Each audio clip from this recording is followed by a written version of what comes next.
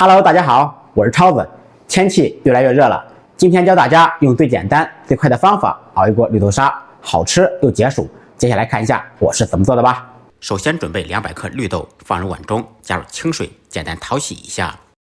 洗好以后，把水倒掉，再次放入碗中，加入冷水或者温水，提前浸泡1-2个小时。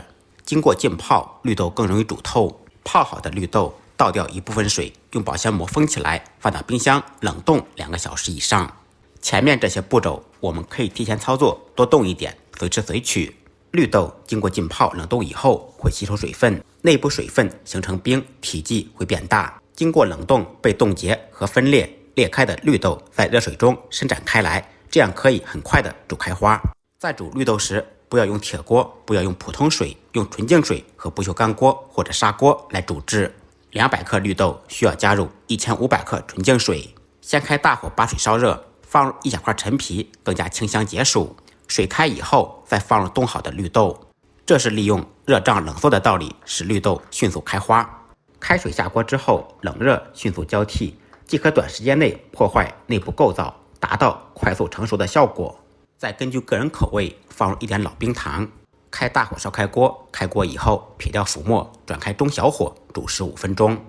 10几分钟以后，绿豆就全部开花了，露出了满意的笑容。汤汁不要煮得太干，稍微带点汁更好吃。要想绿豆沙更好吃，长时间不变色，可以挤入一点柠檬汁，吃起来更加清爽美味。关火以后晾凉，放到冰箱冷藏，味道更佳。就这样一道简单好吃又解暑的绿豆沙就做好了。来吧媳妇儿，绿豆沙做好了，尝一下味道怎么样？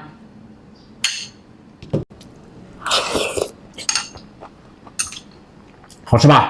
好吃，太好吃了。